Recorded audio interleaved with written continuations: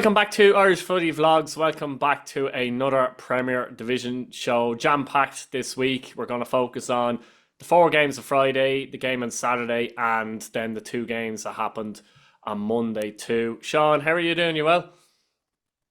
Doing all right, given how bad Waterford are these days. So, Oh, we'll get into that later. Don't worry. Uh, mm, we'll start off. great. We'll start off at Dalymount Park, where it finished Bohemians nil, Drogheda United won, and Piro's goal in 28 minutes was enough to give the Boynesiders the win. And this win obviously was a massive result for Drogheda. We'll get on to their draw with Galway later on, but obviously they're five clear of Dundalk now in the table. Big win for Drogheda. They probably were the better side in the first half in this game. Bohs had chances in the second half, and to say that they missed a sitter is an understatement, really, isn't it? Alex Grieve, like that's a poor miss. Like, look, none of us are professional footballers, but he'll be disappointed with that. Like, in fairness, he's not off balance. He actually makes a good run initially, doesn't he? And gets into the box, and I don't know what he just seems to lack composure, and he obviously leans right back, but he's only a couple of yards out. So even leaning back, generally you're going to find the net. So he really leaned back, but it was a poor miss, and I suppose the difference in many ways you could say Pirot hit the post early on in the game for Drogheda after a brilliant play too, didn't he? And you could argue the difference there between both sides that Drogheda have a threat up front. Bohs arguably haven't got a threat up front. I mean, they've got players who can score goals, but Ross Tierney seems to be the man at the moment that they're relying on. But Drogheda, as I said before, Pirot now is in the top five goal scorers this season with 8 goals, and he started slowly. But himself and James Taylor, they both get in the Bohs team as the centre forward, and Drogheda have two of them. I think it's a massive difference, and you just wonder. Obviously, again, both teams drew, or sorry, Bohs lost on Monday night, and Drogheda drew, and there's 4 points between them two now in the table. And you just wonder to yourself, could Drogheda possibly catch Bohs? You know what I mean? But it was a massive result for Drogheda, and a massive result for Bohemians in many ways. Well, 2 wins and 19 league games for Bohs, Sean. Yeah, as you said, really anemic in front of goal.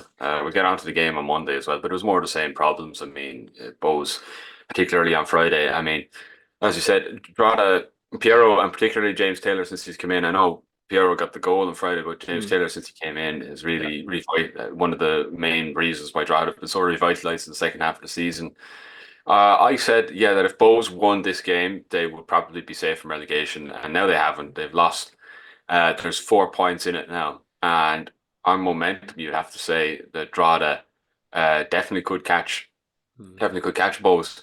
Um, what I'd be worried about is going into a playoff that Bohs would be somewhat fragile heading in.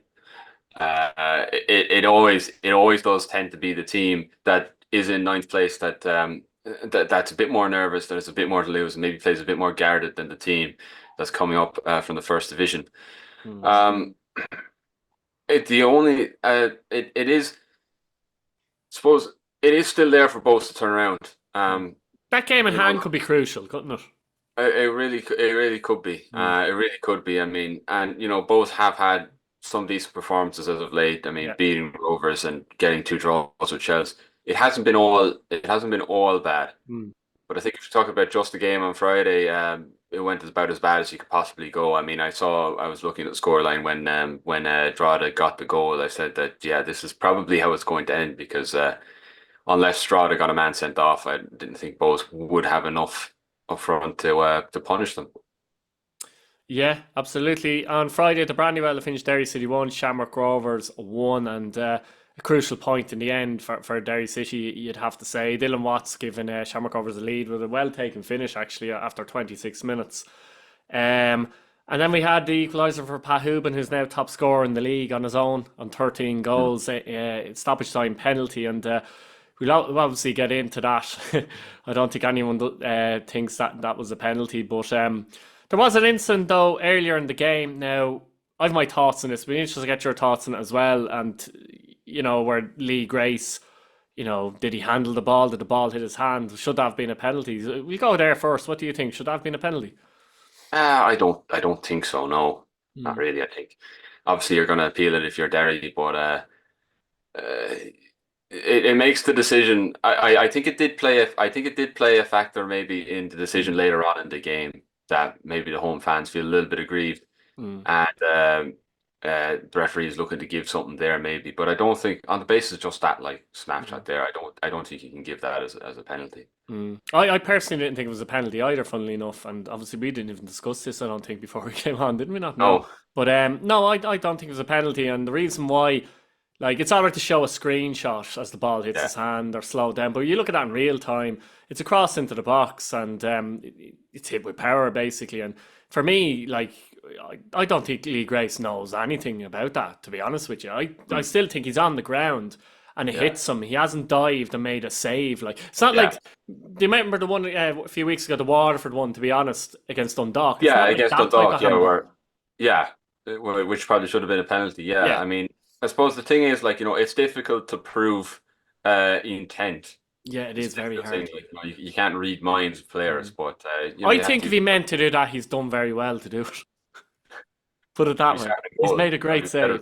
Be better than Leon Poles. Yeah, exactly. I'd be thinking to put Lee Grace a goal for Shamrock Rovers. That's just my opinion. Like I can understand people that might think Mm. it should have been a penalty, but even if you say, just say for argument's sake, you did think it was a penalty or someone thought it was a penalty. Even in that fact, it doesn't make two wrongs don't make a right either. Anyway, and that No, penalty at the end, McElhenney. Now I won't be as harsh as some people have been on him because do you know what he's done? Really, he has. It's not a full dive. He's hoping to get contact, and the contact hasn't come from Hoonan. And he's like, "Oh crap! Now what do I do?" So he's had to go down almost. But whatever, it's not a penalty. And Stephen Bradley yeah, is right when he said you can only give a penalty when you're sure, and you can't possibly be sure when there's no contact. How can you yeah, be sure? So I'm looking at the linesman there personally, like, and a yeah. lot of people have had a go with Stephen Bradley and said, "Oh, look, he's defending his team and all this kind of thing." But every manager does that. Higgins did Every it yeah, the weekend. Every manager does it. It doesn't matter if it's Kenny or Long or whoever. They're yeah. all going to do it. They're not going to talk about other people's decisions. That's just the way it works. Mm. But there has been some awful decisions, hasn't there, in the last particularly month or so?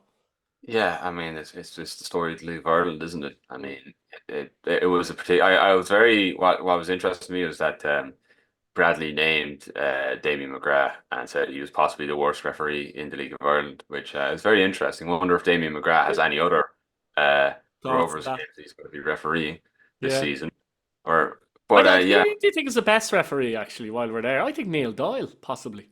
Neil Doyle is probably the best referee in the League of Ireland. Mm, Yeah, yeah, I but think so as well. it was yeah, it was a terrible decision. I was surprised with the strength of Stephen Bradley's reaction, but yeah, I I mean, look, was, he's yeah. right to feel aggrieved because if they win that game, Mm. combined with the result on Monday, I mean, they're already back in the title race. I think with the way the Win Shells against have kind of Bohs. stumbled, but you can you could I think you'd make them favourites to win if they Well, get they'd out be of the on bracket. potentially they're on 50. They'd be on 52 now, let's say, and Derry be Yeah, on 49. I mm, think you're right. I think they'd be yeah, hot favourites actually to win the league. But as it is, it's you're right about Bradley. But the thing is as well, some people have to understand as well that when you're interviewed, what 15, 20 minutes after a match, yeah, very difficult to keep cool. Very mm, difficult to keep cool. If yeah, you're frustrated, say if a penalty is given against Waterford in the last minute or something like that, and someone comes with a microphone 15 minutes later, mm, it's not easy to be cool, calm, and collected, is it? yeah. No, no, it's not. And look. We could look back on this decision and we could end up saying that this is what decided the league one way or another, So Mm, I think yeah, uh, mm. that But for probably Derry, is this like there for like aside from all that, it's a massive mm, point for Derry because I think you're right. If yeah, Rovers had won that game, I think they're favourites in my opinion. But Derry now, at this moment in time, I still think Derry are slight favourites at this moment in time. They do have that game in hand, and Shamrock Rovers do have a tough game on Friday. Probably the two informed teams in the league, Shamrock Rovers and Pats. If Rovers were yeah, to win that, for example, I mm, think I'm looking at Rovers and going, no, they could well win this now. But from Derry's point of view, like by hook or by crook, it's a good point, isn't it? yeah. It's a very good point, especially given that they didn't play particularly well. I thought they were Mm, probably the second best team in that game, mm, but it's a huge point. It keeps them second. It keeps them right in the thick of the title race. And it's good for confidence as well.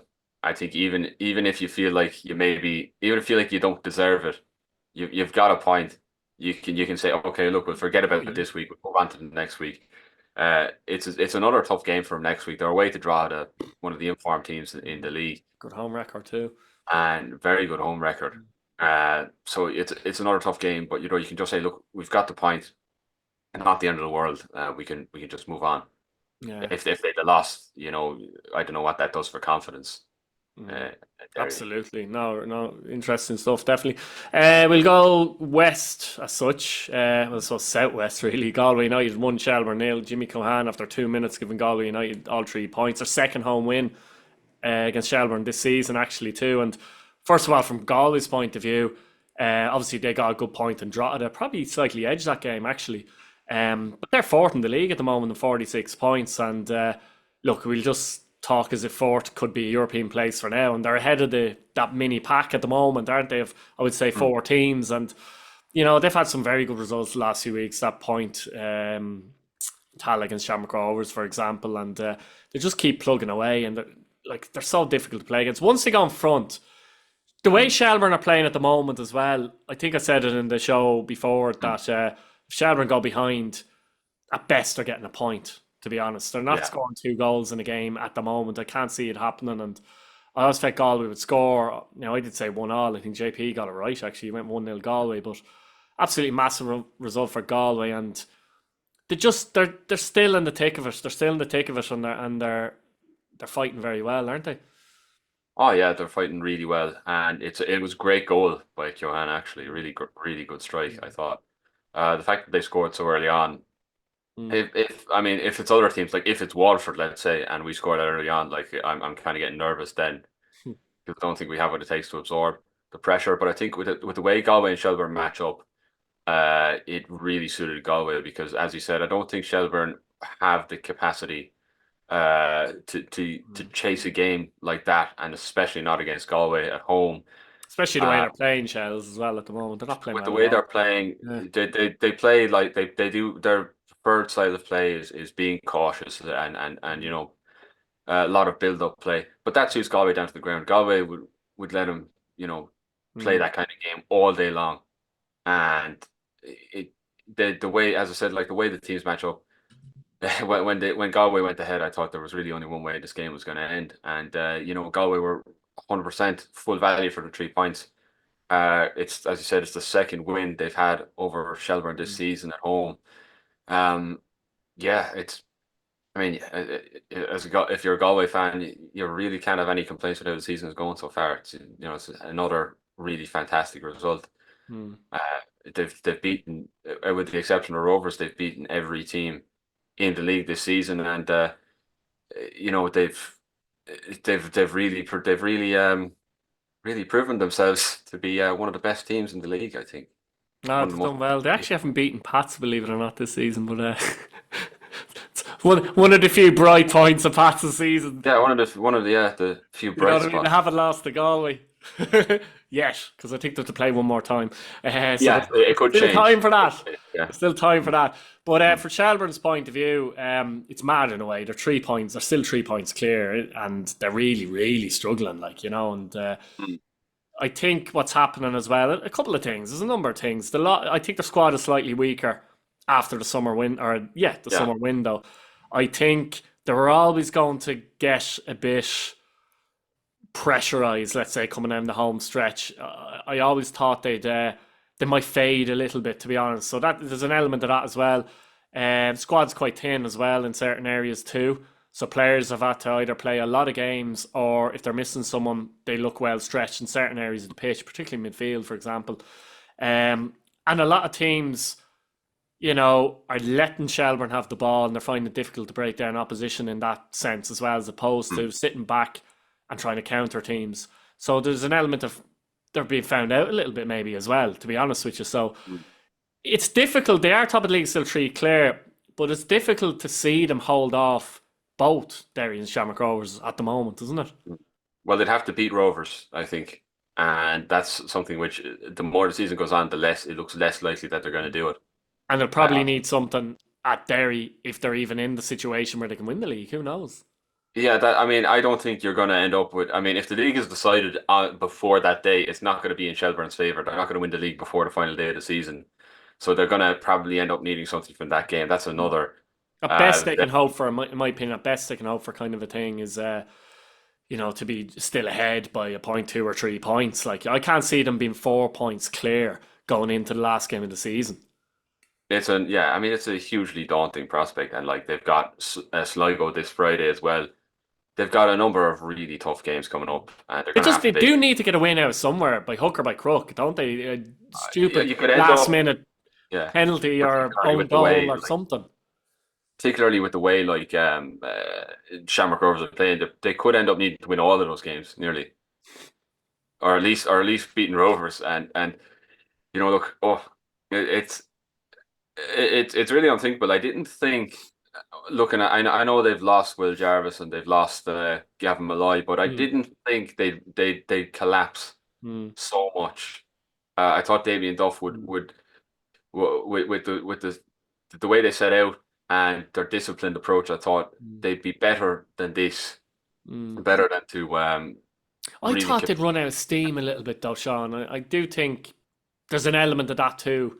But again, we're talking as if it's nearly over. It's gas, isn't it? Because they are three Yeah, points clear top of the they table. are It's still just when you 3 points look at clear. things Yeah, logically and how they're playing and on and I form, believe and I don't just mean on form in terms of results, but on form in terms of the way they're playing. They're one of the worst teams in the league at the moment, to be honest. they are. They are, and we're talking about it. And I believe, yeah, they do. They have a game at hand on Shamrock Rovers But they don't as in well. To be Derry. fair, Yeah, on the informed team. yeah. No, don't have Derry, no. Mm, But yeah, it's really bizarre to be talking about the team that's top of the league like this. But that's just the way they're playing at the moment. mm. No, true. On to Richmond Park, and usually this is a disaster for St. Pat's, Sean, when they take on Hmm. Waterford FC. But St. Pat's won 3-0 at Richmond Park last Friday. And of course, El Bazzetti scored, didn't he, against former club in 35 minutes. Mason Mealian, 39, and Keenan, 77. And yeah, like I seen Stephen Kenny talk about this, and I do agree with him. I think Pats played well in the game, but I don't think Waterford were as bad as the scoreline suggested. Pats probably deserved to win the match. But it sounds, if you've seen the score, you think, geez, they gave them a right hiding there. Waterford had their moments in the game as well, to be fair. And, Pats probably came out in the first 20 minutes and played some good football. But I think Waterford would be disappointed with the first goal they conceded. It's a lovely ball by Kavanagh, to be fair.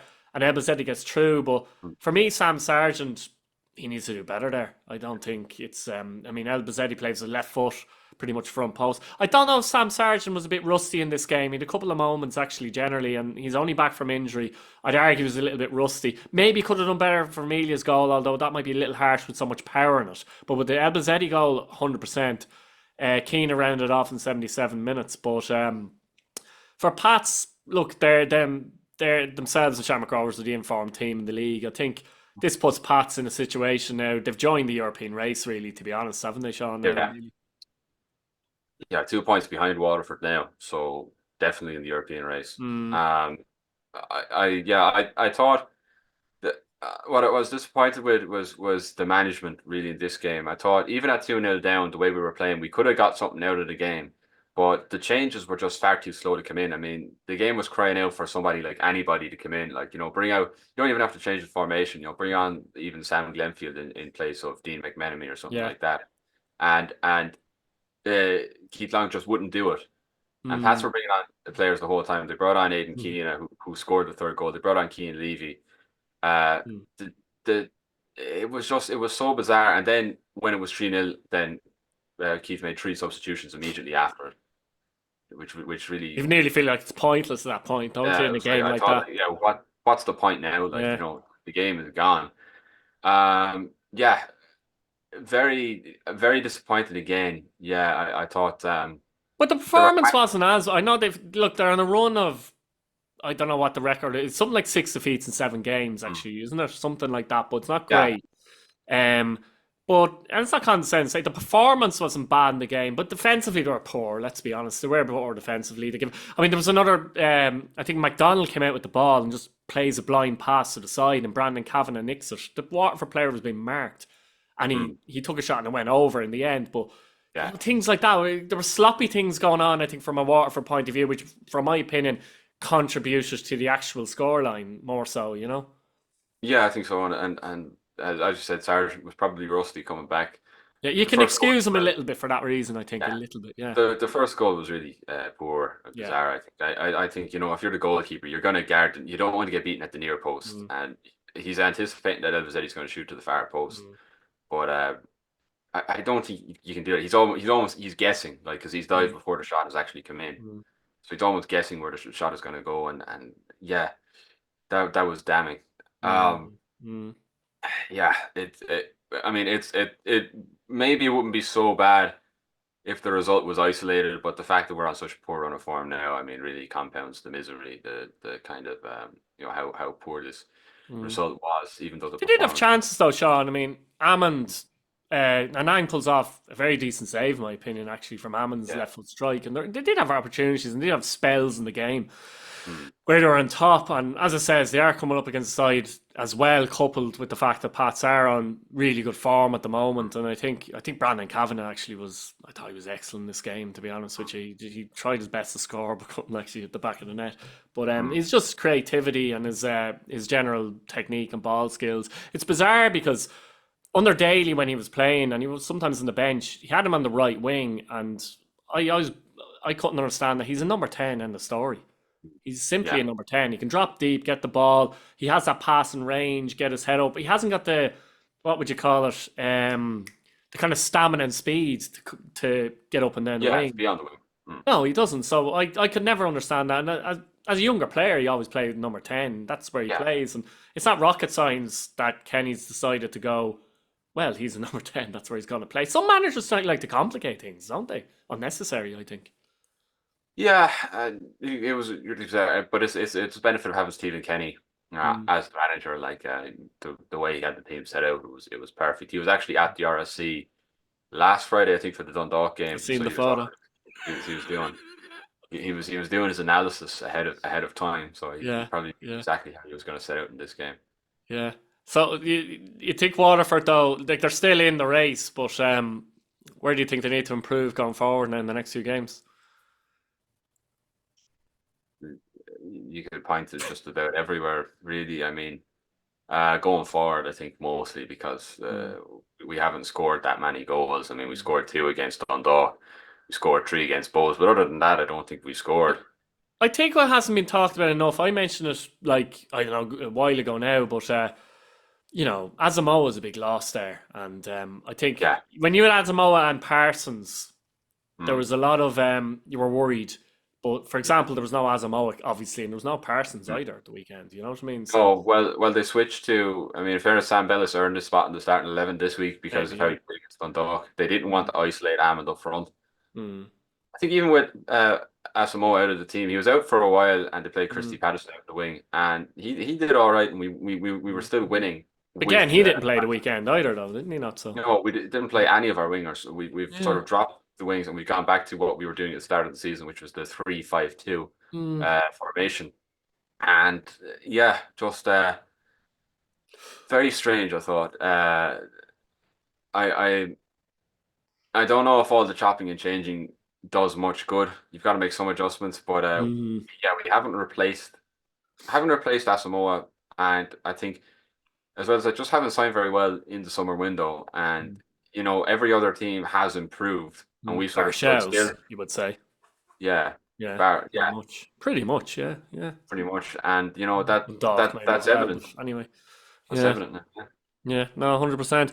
We move on to the showgrounds with Sligo Rovers at a 2-1 win over Dundalk. Robbie Benson penalty in 24, Warwick equalising on 69, Ellis Chapman on 76 with a penalty for Sligo Rovers. And obviously a win that, has Sligo dead in the hunt on 46 points with Galway United. And they were one down the first half, and to be honest, Dundalk were the better side in this first half. Did you think that was a penalty though? The handball by Conor Malley. It's harsh. I think Mm, maybe Dundalk were due a bit of luck after mm, the incident at the RC, so And then maybe. they lost anyway. So And they lost anyway, yeah. So they yeah, kind of had I think in my opinion, I did think it was harsh as well because the ball bounces up and hits him in the hand. I don't see yeah. Like, Mm, I don't know. I just think it should be simply that's a handball if your hand is moving towards the ball. yeah, But you can't. I mean, ball hits. What are you supposed to do? Like, it's very hard to do that in the moment. yeah, But you're right. To be honest, yeah, you are right in many ways because they should have had a penalty against Waterford, should have had a penalty against Pats, and they didn't. yeah, But again, despite being the better side in the first half, they came out in the second half, and Sligo kind of took it over a bit, didn't they? And you, as soon as Warrow equalises, you just feel that yeah. Sligo are going to go on and win the game. Did you think it was Mm, a penalty for Sligo? yeah, I Mm. think so. Yeah, Or it can't was. I mean, I think you can can't see it argue with that happening. one. Like Yeah. I would go back even further, even before Guerrero equalised. I thought like Mm. even after like 15 minutes of the second half, Sligo Mm. were all over Yeah. Dundalk. You got the sense that something didn't change. Mm. They were going to collapse, and then they Sligo got the equaliser. Dundalk went down to 10 men. The To be fair, McGinty made a great save at the end to keep it Oh at 2-1. my God, Absolutely fantastic honestly, save. But unbelievable save. Like no probably one one can of have the, any probably the best complaints. save I've seen this season. To be honest, Yeah, a I'd really nearly good save. forgotten I about mean, that for some reason. But what it's a it's save that textbook was! stuff. Textbook stuff. But yeah, I don't think anyone could have any complaints with how this game finished. Mm. Dundalk. I don't know what happened for them to show so much heart in the first half and then just completely Mm. disintegrate in the second half. And I mean, you've got all this stuff coming out now like that. They're not going to be safe beyond the end of the season, and that John Daly's not going to be the manager. And said even came out and said that if he knew how bad things were, he would not have. He wouldn't have come back. Mm. Uh, It's yeah, not great though. Like in terms of you know, you're kind of going right. The manager's definitely not going to be there now. Blah blah blah. They're 5 points behind Drogheda. It's difficult to see them.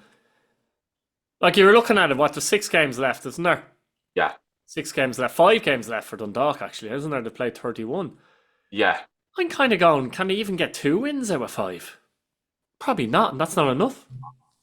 Well, they're home to Bohs this Friday, and I would say that's probably, aside from the remaining draw of the game, their best If they've chance. any chance, they probably have to Have win to win that that. game against I, both. I, I think that is a must. If you don't win that game, you can get Forget ready about for it. the decision. Yeah, yeah, Yeah. But it is grim for them, and look, I don't want to get too much into. We've talked an awful lot about it, yeah, and but as I said before on previous shows, when this kind of takeover, if you want to call it, happened, that this isn't a proper takeover. Like, do you know what I mean? this This is yeah, this is this is like kind of sport. kicking the can down the road a little while. We can finish the season, but we've no idea what's happening after that. So it's look. I'd be shocked if they're not in the first division, apart from anything, no matter what happens in terms of off the field. I'd be shocked if they're not in the first division next season. Maybe they can prove us wrong, but no, I don't think. As for Sligo Rovers, look, they'd be. Do you know what? I still think they're missing Pineacker though, big time in his leadership at the back. I know McElroy, the young fella's come in. He's done okay, but he's only a young fella. He's inexperienced, but the recent results. The first half they could have conceded 1 or 2 as well. I think they're missing his leadership badly there. Actually, Yeah, I mean, he was always going to be a loss, and it's going yeah. to take a while for McIlroy to get up to speed. He hasn't done badly, to be fair to him. I don't think he's. I think I could see him improving. I could see him being in starting 11 next year. Yeah, There's going to be some teething issues, and it's a of little course. bit inconvenient for Sligo now because they're pushing for Europe, and he kind of has to go in there now. Mm, So don't really have an alternative. yeah. But yeah, I think that it is a loss to them, but they have managed to keep enough results Mm. going that it's not as devastating as it otherwise would be. Yeah, the thing with them is you can see them winning and losing games and not drawing games. In a weird way, it might work in their favour in their race to hopefully, from their opinion, get fourth. And then they can still get third, but I just think Shamrock Rovers might have too much there. But quickly on to Monday's games, obviously 0-0, Weavers Park, Drogheda United, Galway United, and it's a good point for Drogheda in terms of it's an extra point. They've moved away from Dundalk. They've used their game in hand and got something out of it, which puts them 5 ahead. It's a slightly disappointing one if they're thinking let's catch Bohs, but at the same time Galway United probably had the better chances in this game, and they hit the post of course from a set piece. They looked dangerous in set pieces in the game, etc. Drogheda probably didn't do enough to win the game, to be honest, and Galway, whereas might be more disappointed with the balance of play that they didn't get the 3 points, to be quite happy there in 4th place in the league. And it's been a very good few days for them and Drogheda, you'd have to say, both picking up 4 points. Yeah, I think so. I would have said that before this game that Drogheda would have targeted. I mean, targeted any home game really with how they're going for the 3 points would have been massive with how the other game went because they'd have been within one game of actually getting out of ninth place, which would have been huge. It seemed unthinkable earlier Mm, on in the season. Um, but yeah, uh, I don't think I think even though Galway were slightly the better team, I don't think there was a much risk that Drogheda were going to lose this game. I don't think Galway did enough that they were very strong favourites at any no, particular point to win. no. So yeah, very interesting. I think yeah, Galway will be happy. I think to come away with a point. Mm, Obviously, you want to win all games, but you know even with the way the game went, you'd have said beforehand that if to a Galway fan that you could get a point from this game before it's played, they'd have probably taken it. Yeah. I think so. No, 100%. And finally, Shamrock Rovers beat Bohemians 1-0 at Tallaght Stadium. Graham Burke with a lovely strike with, 6 minutes to go in that game. And after the disappointment for Shamrock Rovers to that point up in the Brandywell, this was a very important 3 points. And it just keeps them in the race, really, doesn't it? You're still Mm. watching them and kind of going, could they? Yeah. I think so. I mean, Bohs do sort of have seem to have a hoodoo, but not today. Not today. I mean, they it was it was it was really poor from Bohs actually. I can't recall a time where they had a shot in the game Mm, or a shot that looked like it was going to go in. Uh, Going forward, I mean, just totally anemic. And I mean, Rovers had several really good chances to score, mm, and the fact that you kind of got the feeling when it was 5 minutes to go that maybe they were just going to have another really strong dose of bad luck. mm. But I no, think they had to win at Shamrock Rovers, though, didn't they? Like, really had to win it. I'd oh nearly yeah, be saying, I don't think they're going to win it now if they draw that game, let's say.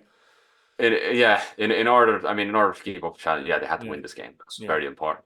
But um, yeah, it's a really good goal that they do get. I think a really nice strike. Mm, Um, I will say maybe having it on a Monday mm, affected the attendance. I kind mm, of I know Tallah's like 10,000 seats, so there might be even 6,000 people there, and it's going to mm. look empty. Exactly. Uh, it didn't look that good on TV Mm, though. Not a great look for the league. I mean, mm, it is something I would say very interestingly. Like I've had people from England uh, who were getting on to me saying that they were going to the game because this is becoming like an international event now, and that people across the water have LOI TV and stuff like that. that's So it's interesting. starting to pick up steam. Mm, It does look. I don't know how it looks. I mean, maybe some English fans would be used to it with like the EFL lower down in the leagues. You wouldn't get that many people at the game sometimes, but I suppose I look at that and I'd say, well, if this is our premier competition, we want full stadiums on television. We'd want the mm, great atmospheres and all that. mm. I suppose talking about that for a little bit, yeah, it's getting away from the performance, but yeah, I think that was a little bit disappointing for me. I What did you understand think of it's Reynolds, though? He kind of complained and said it should have been a free out for the goal. But I don't know. I think no, Kirk is no, he's a bit it's a weak there, total. isn't he? Like, I don't understand. As a I won't be like I complaining said, too much about that now. I wouldn't even bother saying that if I was a manager, to be honest with you I'd, there. I'd be far more concerned with it's 2 wins in 19 games, and it's 2 wins in 19 games, and they played awfully on the Mm, night. I mean, mm, as I said, like they were very lucky that it was only 1-0, mm, and they didn't create anything in the game. mm. They're a And this is type a of team, Bows, aren't they? When they don't play well, they do look bad, if you know what I mean. Like, really bad if they don't play yeah. well. I mean, there's no sort of like disappointing post performance. There's Where just they like and there's no kind of Bows performance where, geez, we were awful there and we grinded that result out. yeah, no. Maybe that's a bit of bad luck because yeah, they do.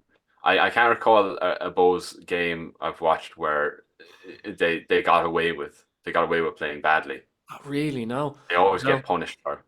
No, Other I, times, I I other think a teams don't do. lack of cutting edge overall is, they don't, as I said, Mm, everyone wants to have a striker who scores mm, 20 goals, and it doesn't really happen too often in the League of Ireland. yeah. But they don't have a striker of any note, in my But that's opinion. and that's the difference because Mm, let's say even Rovers could play badly and you'd fancy Johnny Kenny if he gets one chance in the game, might score or Pat Hoover or Podge Hammond or somebody like Yeah, that, 100%. that they score a goal with one chance. So you could get away with playing badly. Mm. Both don't have that, and I think No, that's they maybe why don't. they get punished so much.